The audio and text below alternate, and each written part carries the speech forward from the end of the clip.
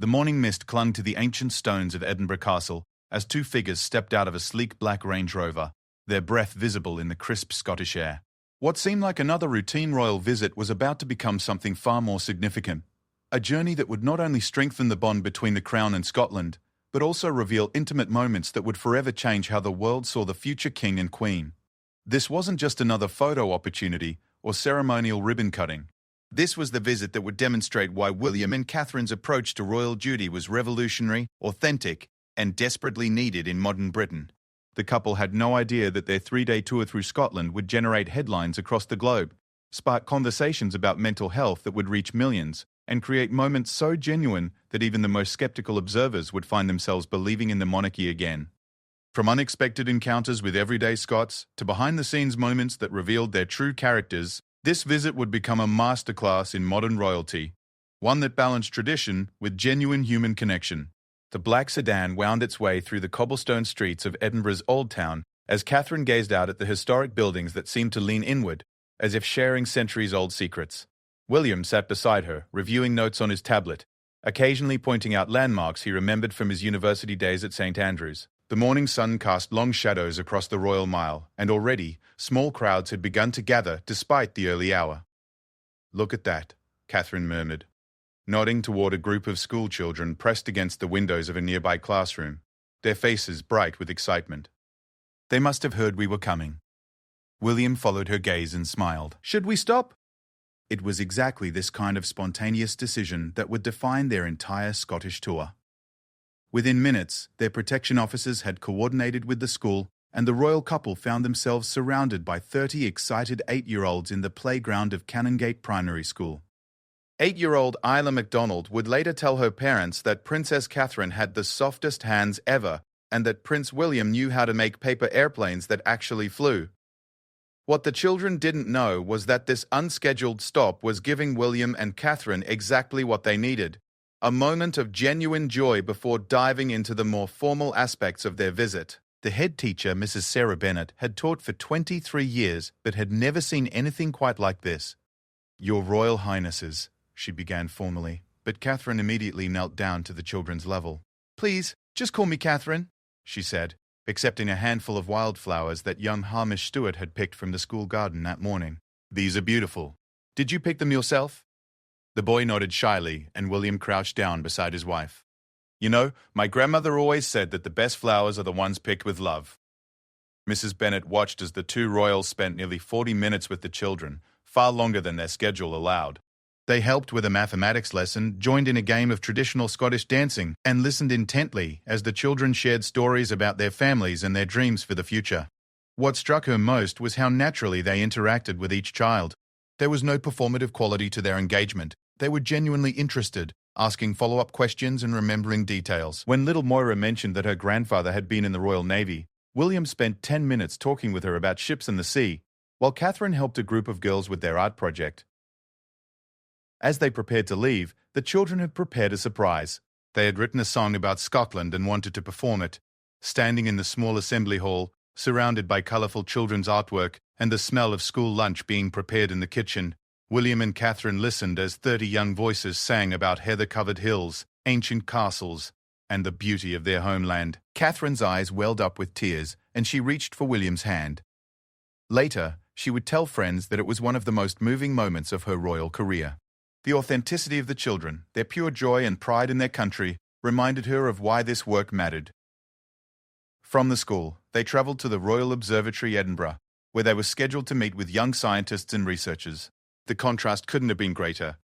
From 8-year-olds singing folk songs to brilliant graduate students explaining their research into dark matter and quantum physics. Jennifer Walsh, a 28-year-old astrophysicist from Glasgow, had been nervous about meeting the royals for weeks. She had practiced her presentation dozens of times, worried about protocol, and even bought a new dress. But when William and Catherine walked into the laboratory, her nerves evaporated. "I understand you're working on some groundbreaking research about exoplanets," William said, genuinely interested. "I've always been fascinated by space exploration." For the next hour, Dr. Walsh found herself explaining her work to two of the most attentive audiences she'd ever had. William asked intelligent questions about the technology being used, while Catherine was particularly interested in how the research might benefit life on Earth. "You know," Catherine said as they examined images from the Hubble telescope. When I see pictures like these, it makes me realize how small our daily worries really are. Walsh later said that comment stayed with her for months. He was someone who lived in the public eye, constantly scrutinized and criticized, putting everything into perspective with a simple observation about the vastness of the universe. The afternoon brought them to Holyrood Palace, where they were scheduled to meet with representatives from various Scottish charities.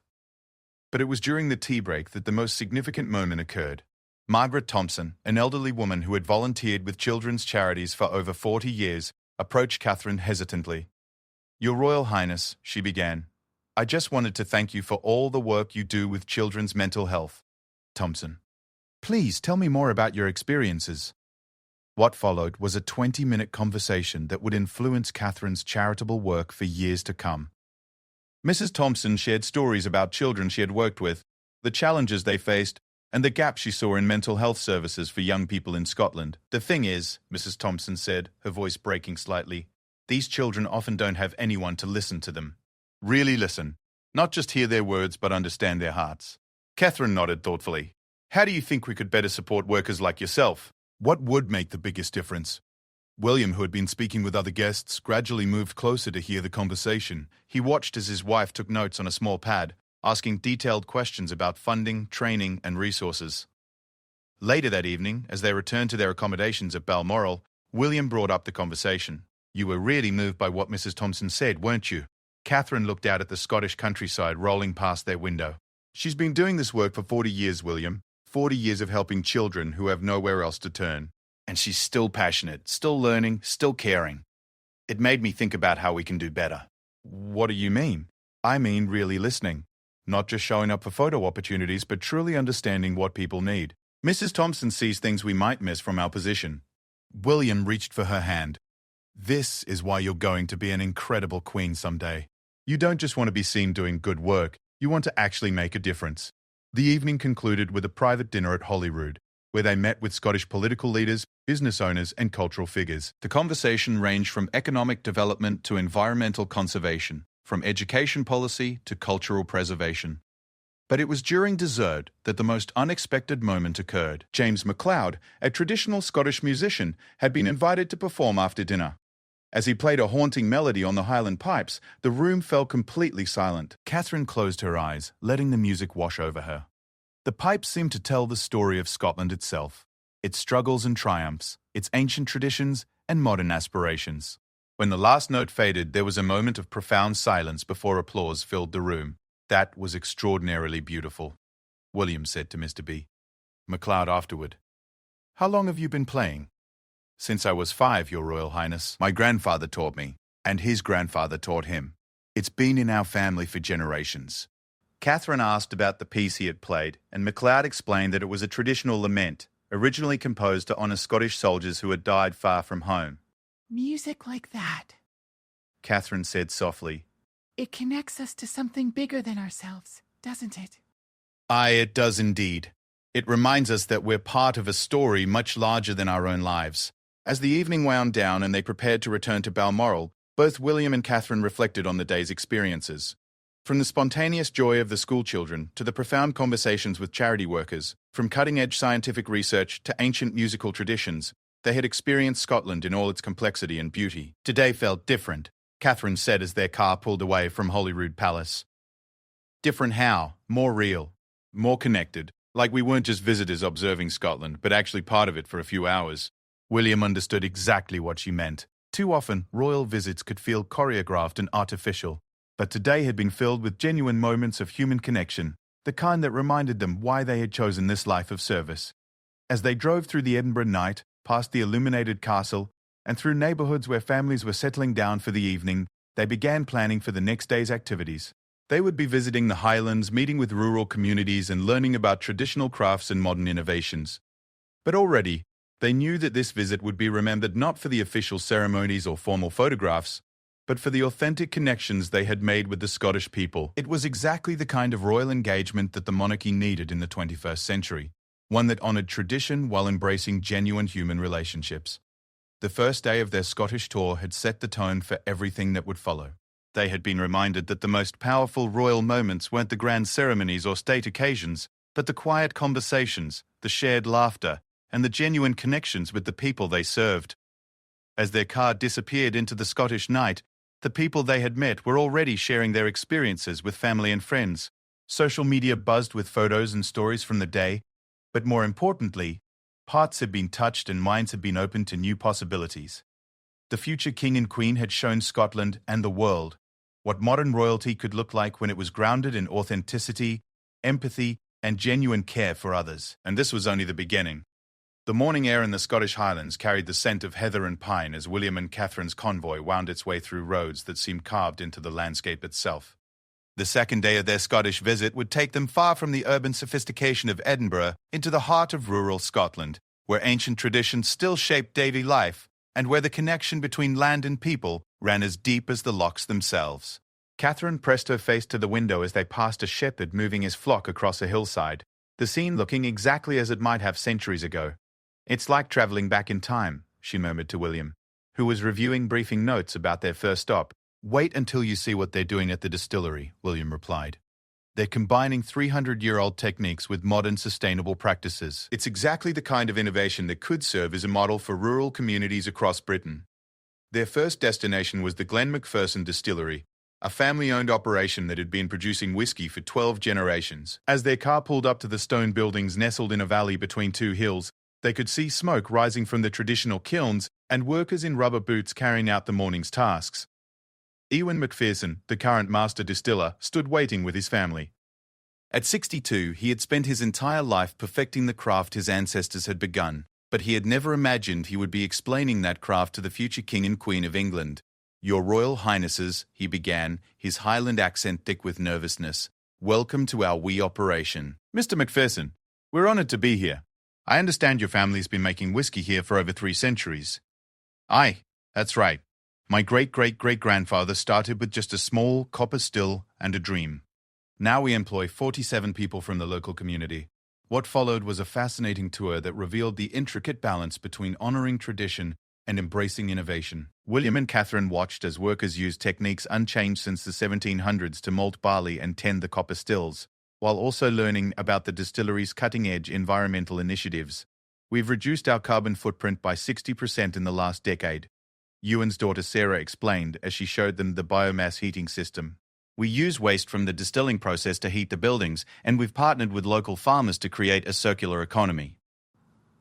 William was particularly interested in the business model. "How do you balance maintaining traditions with the need to compete in a global market?" Sarah's eyes lit up. "That's the beauty of it, Your Royal Highness. Our traditions are our competitive advantage. People around the world want authentic Scottish whiskey made the way it's always been made. But we can produce it in environmentally responsible ways." Catherine spent time with the women who worked in bottling and labelling, learning about their lives in this remote Highland community. She met Anne Campbell, a single mother of 2 who had been working at the distillery for 8 years. "It's not just a job," Anne explained as she showed Catherine the hand labelling process. "It's our community. When my youngest was sick last year, everyone here pitched in to help. That's what it's like in small places like this. We take care of each other." "What's the biggest challenge facing your community?" Catherine asked. Anne paused thoughtfully. "Keeping our young people here. They go off to university in Glasgow or Edinburgh, and many don't come back. There aren't enough opportunities for them here." This conversation would stick with Catherine throughout the day. As they moved through the Highlands, she would hear similar concerns from other community members about the exodus of young people and the challenges of maintaining vibrant rural communities. Their next stop was a Highland Games event in the village of Braemar, where athletes were competing in traditional Scottish sports like caber tossing and hammer throwing. The atmosphere was festive, with families spread out on blankets, children running between the competition areas, and the sound of bagpipes filling the air. William had competed in similar events during his university days, and he couldn't resist trying his hand at some of the competitions. The crowd gathered as he approached the caber toss, a sport that involves flipping a massive wooden pole end over end. "Are you sure about this, darling?" Catherine called out with a laugh, causing the crowd to chuckle. William grinned and stripped off his jacket. How hard can it be? The answer, as it turned out, was very hard. His first attempt resulted in the caber falling sideways rather than flipping properly, but the crowd cheered anyway. By his third try, with coaching from local athletes, he managed a respectable toss that earned genuine applause. "Not bad for a Sassenach," called out one of the competitors, using the Scottish term for an Englishman, but with obvious good humour. Catherine tried her hand at the stone put, a sport similar to shot put but using natural stones from the Highland streams. Her athletic background served her well, and she managed to place third among the amateur competitors. But it was during the lunch break that the most meaningful interactions occurred. Sitting at picnic tables with local families, William and Catherine heard stories about Highland life that couldn't be found in any briefing document. They met Donald and Fiona Stewart, a farming couple in their 70s who had worked the same land for 50 years. Donald had served in the military before returning home to take over the family farm, while Fiona had raised 4 children and worked as a part-time teacher. "The land changes you," Donald explained as they ate traditional Highland fare of haggis, neeps and tatties. "You stop seeing it as something you own and start understanding that you're just its temporary caretaker." Fiona added, "Our children are scattered now, one in Canada, one in Australia, one in London, and one stayed here to farm with us. But they all carry this place with them wherever they go." William asked about the challenges facing Highland farming, and the conversation became serious quickly. Climate change was affecting weather patterns, making traditional farming practices less reliable. Economic pressures from larger agricultural operations were forcing small farms to consolidate or close. Government regulations, while well-intentioned, sometimes failed to account for the unique conditions of Highland farming. "We're not asking for handouts," Donald said firmly. "We just want policies that recognise that Highland farming isn't the same as farming in East Anglia. What works there doesn't necessarily work here." Catherine listened intently, asking questions about everything from sheep breeding to marketing Highland products. She was particularly interested in Fiona's stories about teaching in a one-room schoolhouse that served children from several remote farms. The children would come to school on horseback when the weather was bad, Fiona recalled. "In winter, we'd sometimes have only 3 or 4 students because the others couldn't make it through the snow. But those children got an education you couldn't find anywhere else. They learned independence, resilience, and respect for the natural world." After lunch, they attended a demonstration of traditional Highland crafts. They watched as elderly artisans demonstrated skills that had been passed down through generations: weaving tartan, carving walking sticks from Highland oak, and creating traditional Highland dress. Mary MacLeod, an 84-year-old weaver, showed Catherine the intricate process of creating authentic tartan patterns. "Each clan has its own pattern," she explained, her fingers moving expertly across the loom. "The colours tell a story. They represent the landscape where the clan lived, the plants they used for dyes, the history they carried." Catherine was fascinated. "How long does it take to make a tartan like this one?" "This piece will take me 3 weeks, working every day. But I've been doing this for 70 years, so my hands know the work even when my eyes get tired." "And you learned from your mother?" "Aye, and she learned from hers. It's been in our family for as long as anyone can remember. But I'm the last one. My daughters went to university and became teachers and nurses. Good careers, mind you, but this knowledge will die with me." The sadness in Mary's voice was unmistakable, and Catherine found herself deeply moved. Here was a living repository of Scottish cultural heritage, with skills and knowledge that took decades to master, facing extinction because there was no one to carry on the tradition. "Have you tried to teach others?" Catherine asked. "Oh, aye. I've had a few students over the years, but it's hard work and there's not much money in it. Young people today want careers that will let them travel and buy nice things. I understand that, but it means some things get lost." William joined the conversation and was equally struck by Mary's situation. "What would it take to preserve skills like yours?" Mary thought for a moment. "Support, I suppose. Not just money, though that would help. But recognition that what we do has value. Maybe apprenticeship programs, or ways to connect traditional crafts with modern markets. People around the world would pay good money for authentic Highland crafts, but we don't know how to reach those markets." Later, as they visited a Highland rescue centre that trained dogs for mountain rescue operations, William and Catherine continued discussing what they had learned from the craftspeople. "It's heartbreaking," Catherine said as they watched border collies being trained to find people buried in avalanches. "All that knowledge and skill, developed over centuries, just disappearing because we can't figure out how to make it economically viable." The rescue centre provided a different perspective on Highland life. They met volunteers who dropped everything when emergency calls came in, often risking their own lives to save stranded hikers or climbers. The dedication was extraordinary, but so were the challenges they faced. Captain James Morrison, who had coordinated mountain rescues for 20 years, explained the increasing pressures on their volunteers. We're getting more emergency calls every year as more people come to the highlands for outdoor activities. That's good for tourism, but many visitors don't understand how quickly conditions can change up here. They met Sarah Reed, a veterinary nurse who trained rescue dogs in her spare time. She had been volunteering for 12 years and had participated in over 200 rescue missions. "What drives you to do this work?" Catherine asked as they watched Sarah work with a young dog learning to detect human scent. "Someone has to," Sarah said simply. "People come here because the highlands are beautiful and challenging. But that same beauty and challenge can be deadly if you're not prepared. We're here because everyone deserves a chance to go home safe." William was impressed by the sophistication of the rescue operations. "How do you coordinate with other emergency services?" Captain Morrison showed them the communications center, where volunteers monitored weather conditions, coordinated with police and ambulance services, and maintained contact with rescue teams in the field. "Technology has revolutionized what we do," he explained.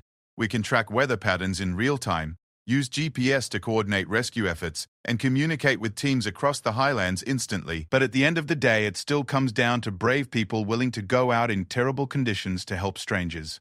As the afternoon progressed, they visited a renewable energy project that was providing power to several highland communities. The wind farm, built in partnership with local landowners, was generating enough clean electricity to power thousands of homes while providing income to rural communities.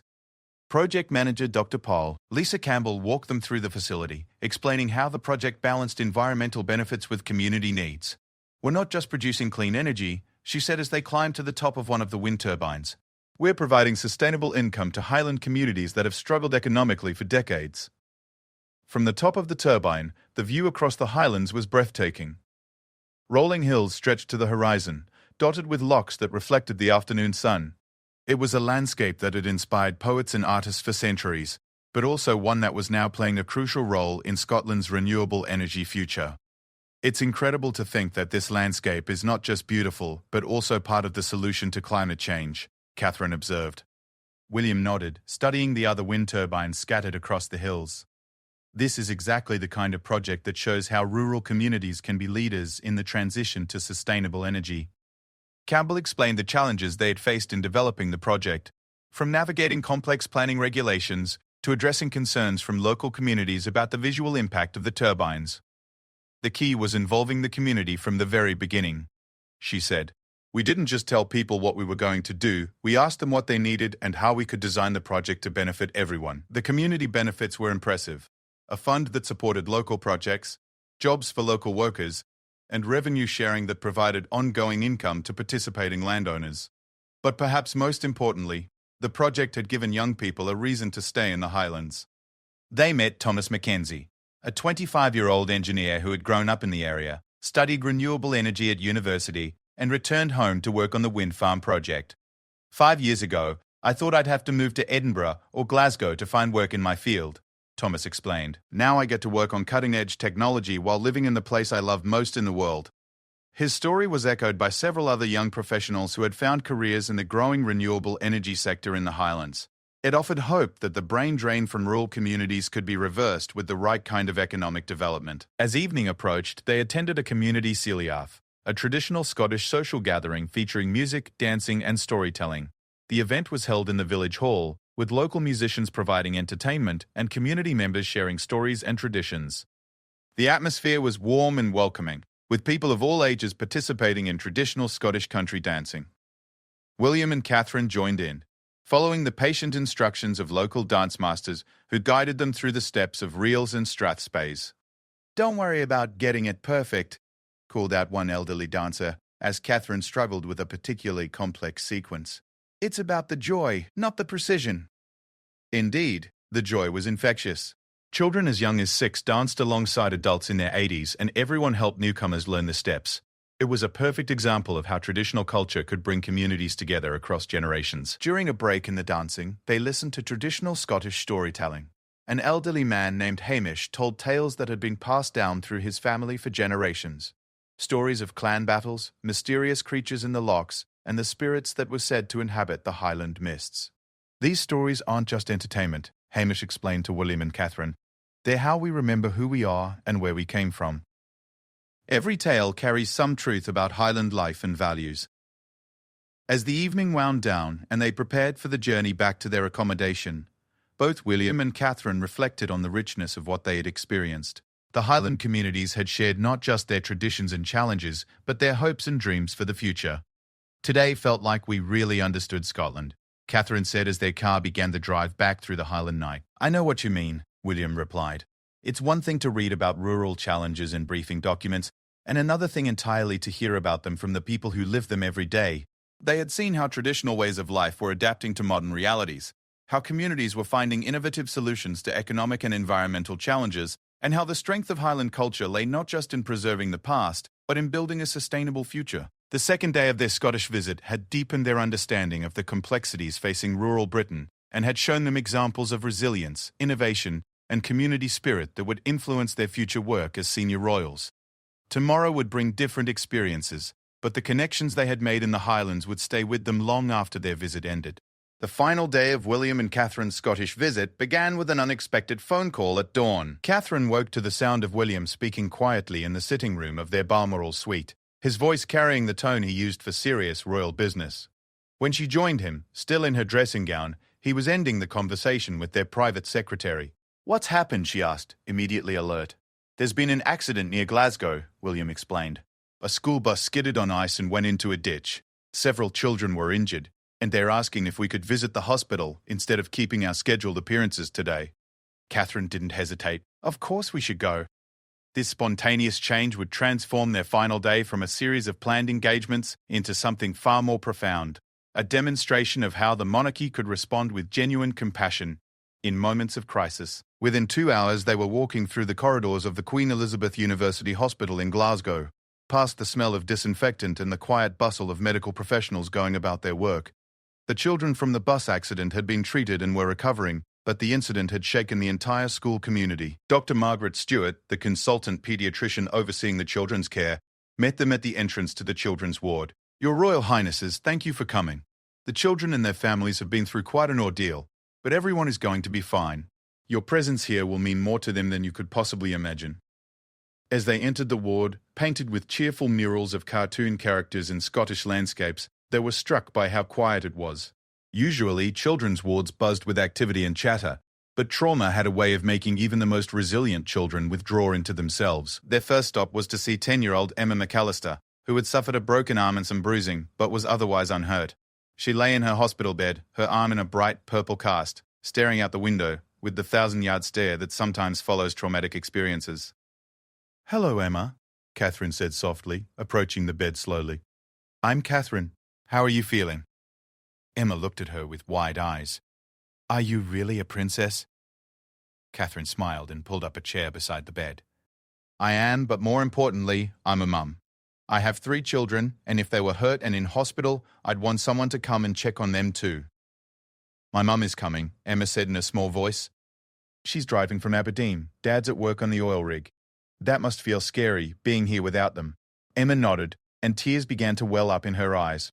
I keep thinking about the bus sliding. It happened so fast. One minute we were laughing about something silly, and then everything was upside down, and people were crying. Catherine reached for Emma's uninjured hand. That sounds terrifying. It's completely normal to feel scared after something like that. Even adults would be frightened. Really? When I was about your age, I was in a car that had to stop very suddenly to avoid an accident. For weeks afterward, I felt scared every time I got in a car. But you know what helped? What? Talking about it.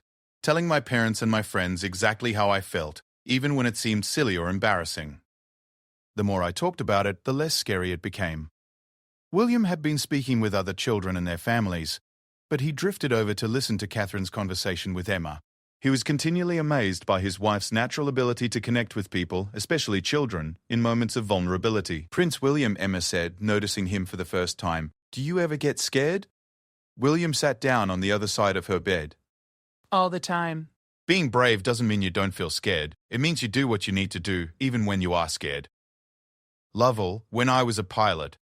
Well, when I was a pilot, I had to fly in some pretty scary weather.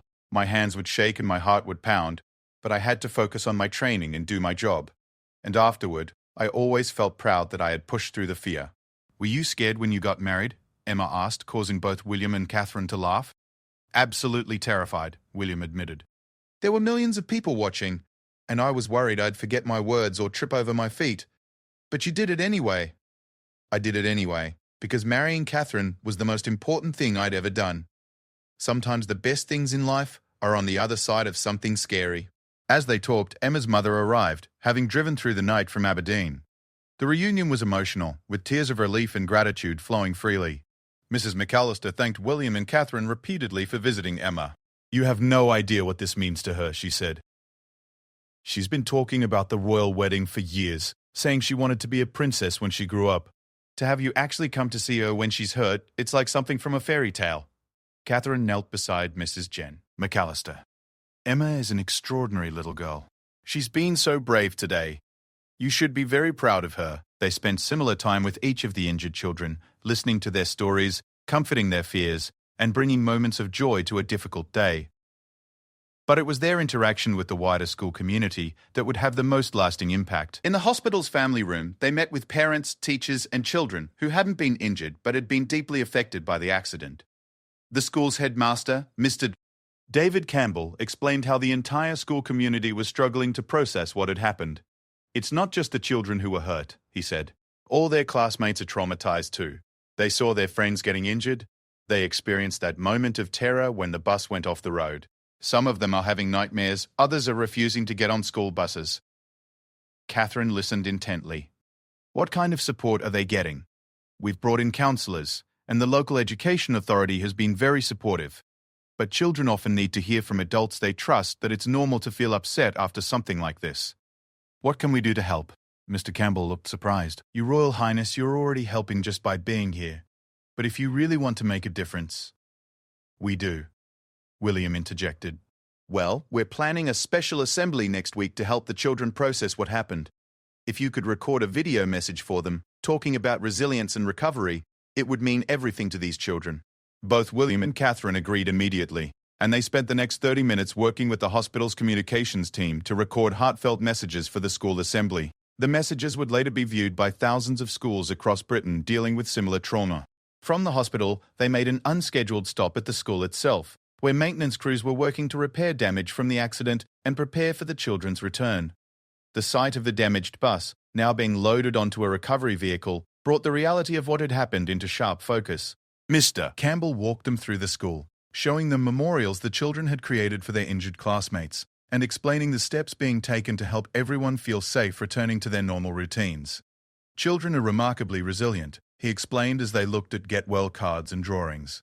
But they need to know that the adults in their lives are taking their fears seriously and doing everything possible to keep them safe. Catherine studied the children's artwork, pictures of the bus accident, but also drawings of their families, their pets, and their dreams for the future. They're processing the trauma through their art, she observed. Exactly. Our art teacher says she's never seen the children draw with such intensity and emotion. It's their way of working through feelings they don't have words for yet. By early afternoon, they had travelled to Glasgow's city centre for what had originally been planned as their main engagement of the day, a visit to a groundbreaking mental health initiative for young people. The Celtic Recovery Centre had been pioneering new approaches to treating anxiety, depression and trauma in adolescents with remarkable success rates. James Morrison, the centre's director, had been working in youth mental health for over 20 years and had never seen anything quite like what they were achieving at Celtic Recovery. The traditional model of mental health treatment assumes that young people will come to us when they're ready for help, he explained as he walked William and Catherine through the facility. But we've learned that by the time most teenagers are willing to ask for help, their problems have become much more serious and harder to treat. Instead, Celtic Recovery took mental health services directly into schools, youth centres, and community spaces where young people already gathered. They had mobile units that visited remote areas, online platforms that provided support and resources, and peer counselling programs that trained young people to help their friends.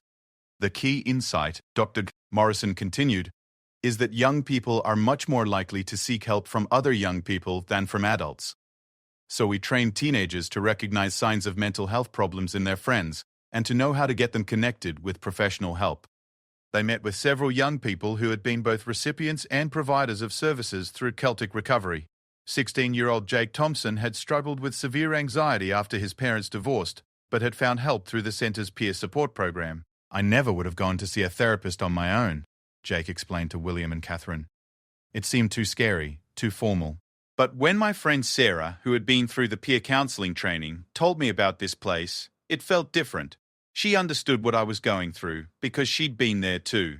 Jake had not only received help for his own anxiety, but had gone on to complete the peer counseling training himself. He now helped other teenagers navigate mental health challenges. "What's the most important thing you've learned?" Catherine asked him. "That everyone struggles sometimes, but most of us don't have to struggle alone. There's almost always someone who understands what you're going through and wants to help." Sarah Mitchell, the friend who had helped Jake, was now 18 and planning to study psychology at university. She had been volunteering with Celtic Recovery for 2 years and had helped dozens of her peers access mental health support. "The adults here taught me that there's a difference between being someone's friend and being their therapist," Sarah explained. "I'm not trying to solve everyone's problems. I'm just trying to help them realize they don't have to face their problems alone." William was particularly interested in how the program addressed the stigma around mental health, especially among young men. Traditional approaches to mental health often expect people to sit in rooms and talk about their feelings, Dr. Morrison explained. But many young men, especially, are more comfortable working with their hands or being physically active while they talk. They visited a workshop where teenagers were learning carpentry and metalworking while participating in group therapy. The combination of creating something tangible with their hands while processing emotional challenges had proven remarkably effective. "It gives them something to focus on besides their problems," explained workshop leader Mark Stevens, a former construction worker who had retrained as a counselor. "They're learning practical skills, building confidence, and dealing with their mental health all at the same time." 17-year-old Connor McKenzie was working on a wooden chair while talking about his struggles with depression following the death of his grandfather. "It's easier to talk about hard stuff when your hands are busy," Connor explained to William. "And when you finish making something, you have proof that you can create good things, even when you're going through bad times."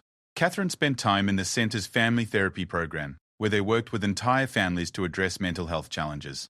She met with therapist Dr. Syrie, Linda Shaw, and several families who had participated in the program. "Mental health problems don't exist in isolation," Dr. Shaw explained. "When a teenager is struggling with anxiety or depression, it affects their siblings, their parents, their extended family. We found that treating the whole family system is much more effective than just treating the individual." She met the Henderson family, parents Karen and David, along with their 3 children aged 12, 15, and 17. Their middle child, 15-year-old Michael, had developed severe social anxiety that was affecting his schoolwork and his relationships with his siblings. "The traditional approach would have been to send Michael to individual therapy," Karen explained. "But this program helped all of us understand how we could support him better. And it also helped us realize that his anxiety was connected to some family patterns we hadn't recognized." The family therapy had not only helped Michael manage his anxiety, but had improved communication and relationships throughout the family. His younger sister had learned to be more patient with his social difficulties, while his older brother had realized that some of his own academic stress was contributing to the family's overall tension levels. "Now we check in with each other regularly about how everyone's doing mentally," David added. "It's just part of how our family works now."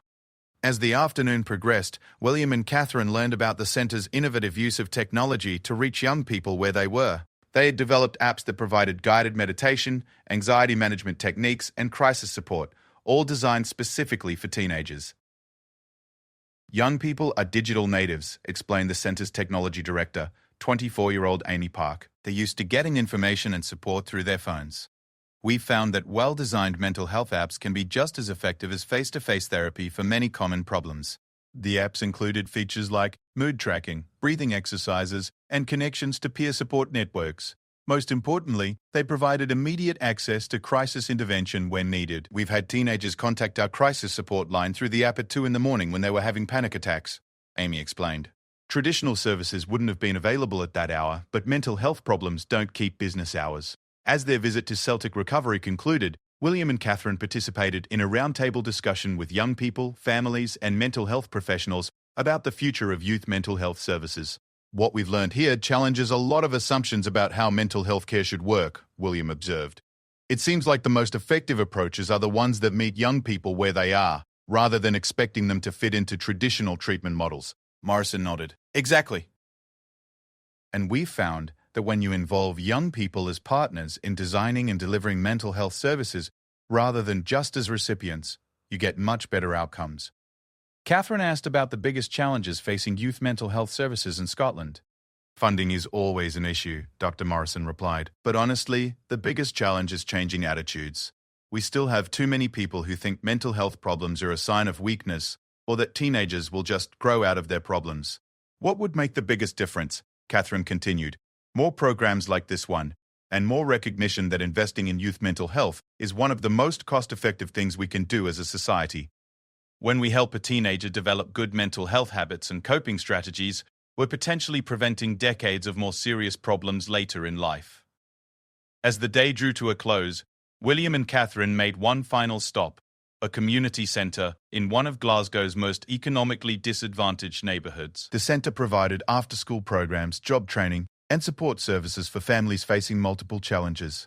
They met with community workers who explained how they were addressing the interconnected problems of poverty, unemployment, poor housing, and social isolation that contributed to mental health problems in the community. You can't separate mental health from social conditions, explained community worker Marie O'Brien.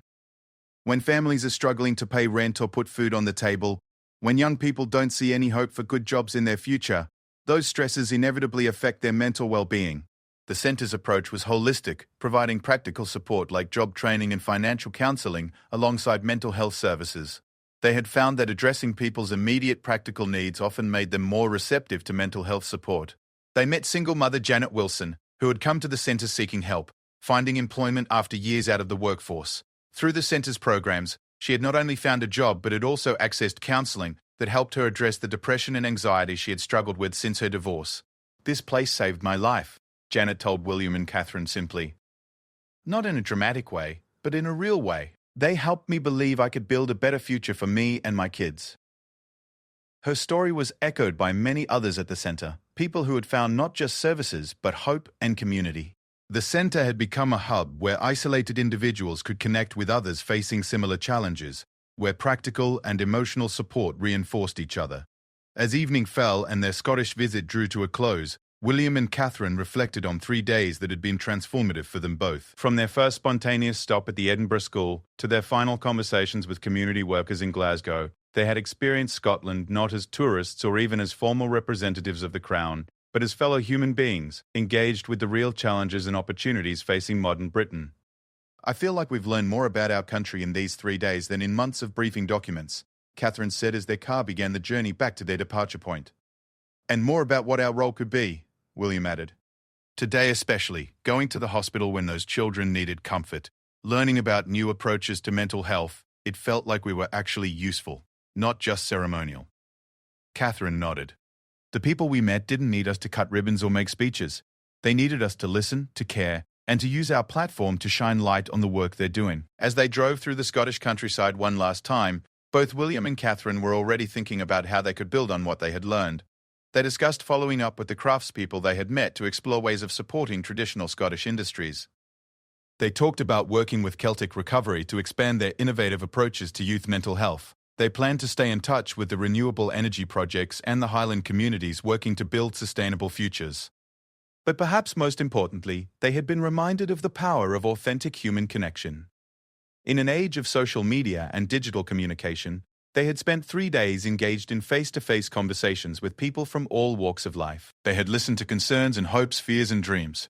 They had been present in moments of vulnerability and joy. "This is what the monarchy can be in the 21st century," Catherine said as Scotland's lights began twinkling in the growing darkness. "Not just preserving traditions, but connecting with people, supporting communities, and helping to build a better future." William reached for her hand. "We're going to remember these 3 days for the rest of our lives, aren't we?" "I hope so," Catherine replied. "And I hope the people we met remember them too, not because they met future kings and queens, but because they were heard and valued." As their plane lifted off from Scottish soil, carrying them back to their official duties in London, both William and Catherine carried with them the voices and faces of the people who had shared their stories. The young scientist explaining her research, the traditional weaver worried about losing her craft, the children singing Scottish songs, the teenagers learning to support their peers through mental health challenges, all of them had contributed to a deeper understanding of what it meant to serve the people of Britain. Their Scottish visit had shown them and the world what modern royalty could look like when it was grounded in genuine relationships, authentic concern for others, and a commitment to using privilege and platform in service of something larger than themselves. It had been 3 days that would influence their approach to royal duty for years to come, and a perfect example of how the ancient institution of the monarchy could remain relevant and valuable in a rapidly changing world.